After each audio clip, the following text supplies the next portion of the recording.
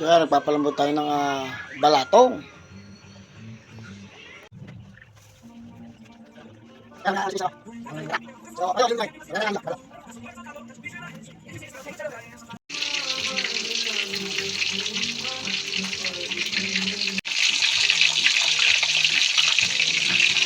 So yan, magandang umaga po sa inyo lahat. Welcome to sa kusina ni Kambalicious. Yan. So yan, magluluto tayo ng ginataang munggo o balato. Tara, samahan niyo ako magluto sa aking munting kusina. Let's go! Mantika.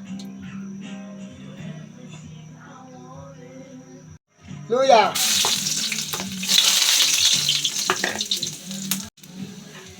Luya.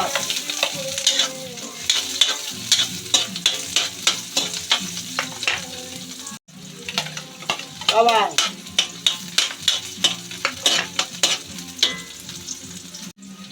Ampalaya.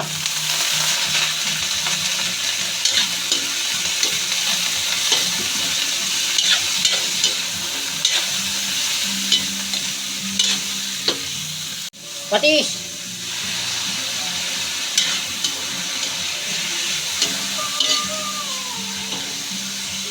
Natin ating pinaka-munggo. So, pinalambutan po natin ito ang ating balatong o munggo. Yan.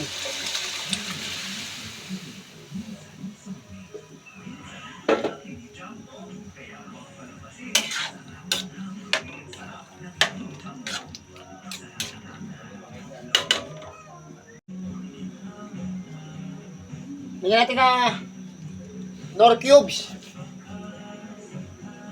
So, lagyan natin paminta.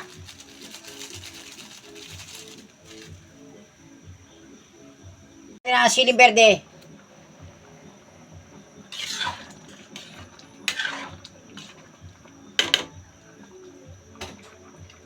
Ating kakanggata. Yan.